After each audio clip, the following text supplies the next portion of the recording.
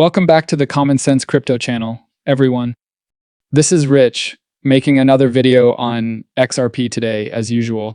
We're going to talk about XRP today, so I hope everyone is having a fantastic day wherever they are in the world. People have been saying for years that the Fed will not cooperate with Ripple. The Fed would never use a cryptocurrency like XRP to transfer money between the US and other countries. Subjective opinions are the source of this. Does anyone else think it's fascinating that a member of the Ripple advisory board who is explicitly there to oversee the RLUSD is interviewing the chair of the Federal Reserve? That demonstrates who is speaking with the Fed. And, you still need something to transport that stable coin around the globe, even if the Fed were to use the RLUSD. XRP. And in that interview, Jerome Powell was discussing this. Listen to it. It would have been a good place to start if we had worked with Congress to try and get a legislative foundation for stable currency. We didn't succeed. I believe that the climate is shifting and that the entire industry is becoming more mainstream. As a result, Congress is once more considering a framework, a legal foundation for stable coins in both the Senate and the House. That's a good idea, depending on what's in it. That's what we need. Now, there isn't one. Additionally, stablecoins are a digital commodity that may be of general interest and ought to include standard consumer safeguards and transparency. And the House and Senate are working on that. That's a good thing then. When it came to the guidelines and regulations we imposed on banks, we adopted a rather conservative stance, and other bank regulators adopted an even more conservative stance. There will likely be some easing of that, and we'll attempt to do it in a way that maintains safety and soundness while, allowing and encouraging suitable innovation that does so in a way that, once more, doesn't endanger customers in ways they don't understand or compromise the safety and soundness of banks. Consider it this way. Now, what are they doing? It's all becoming mainstream, and Jerome Powell is aware that the United States needs digital currency, which is why he wants a stable coin bill. A digital dollar is required. During the last 4 years, as the crypto crackdown was taking place, the rest of the globe had already made significant progress ahead of the United States. The United States needs to catch up now. Furthermore, a stablecoin is identical to a digital money issued by a central bank.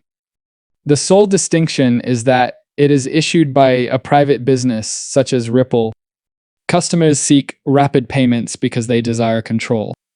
Everyone wants something quick, inexpensive, and safe, as I've been saying all along.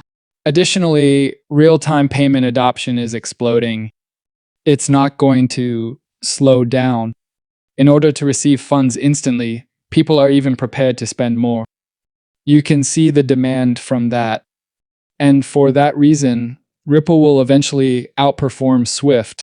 Simply put, RippleNet is quicker and it gets even faster when you include XRP. However, people continue to believe that Ripple is suddenly abandoning XRP. They believe that RLUSD is the main focus of everything. Will it continue to rise, or will there be another old season? That is the true question we need to ask. Whether we become wealthy or remain impoverished will depend on the response. This may be the last season, in my opinion. I believe that institutional adoption will occur. I'm not even anticipating the significant drawbacks that folks frequently discuss. This will be a very different run.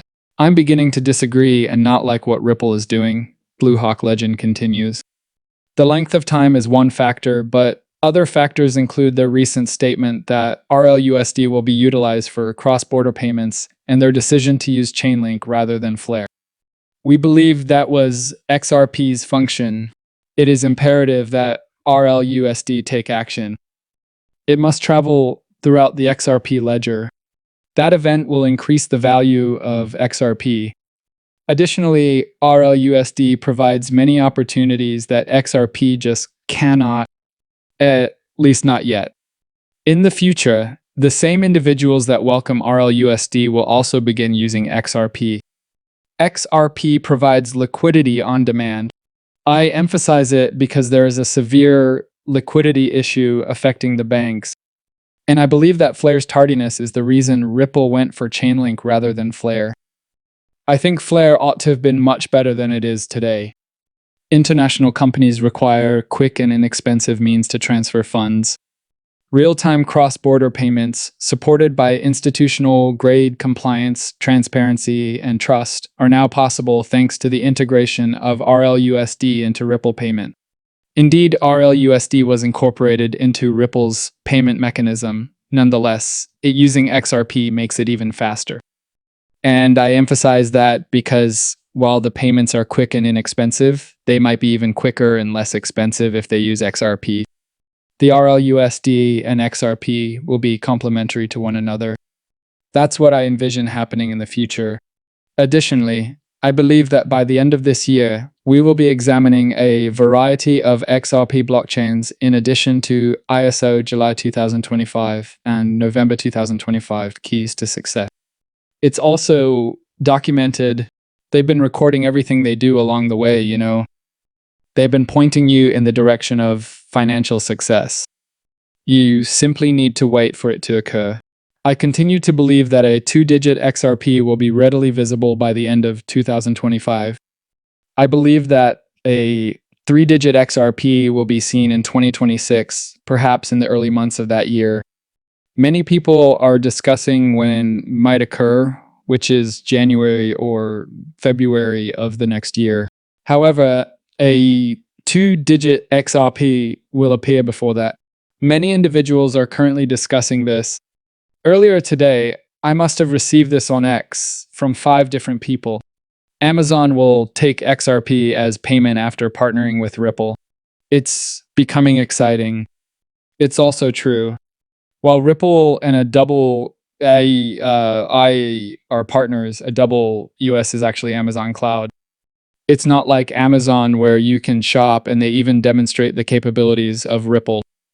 With a single integration, they display the RippleNet X current process, real-time payments, X quick source on-demand liquidity, and X via send worldwide payments. However, this occurred some time ago. All of a sudden, some believe that Amazon is not yet using XRP.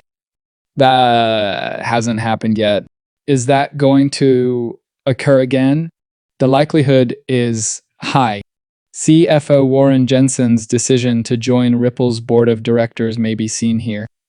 As you can see, this occurred in 23 years ago. The catch of Ripple's store, an troubled company so named because of the Ripple versus SEC case, was joined by a former Amazon CFO. So why would this individual quit his job at Amazon to join Ripple? It goes deeper than we realize, I'm sure. Now, there's a significant probability that Amazon will use RippleNet technology and accept XRP in the future. CryptoGen even stated that this is untrue. Notably, Ripple has teamed up with Amazon Web Services to leverage cloud infrastructure for its payment and blockchain solutions. Although the goal of this agreement is to improve Ripple services by utilizing a double USE's capabilities, it does not imply that Amazon takes XRP as payment. Going forward, I believe that taking stablecoins as payment is where Amazon will probably stop. The door opener will be that, as I mentioned, XRP cannot open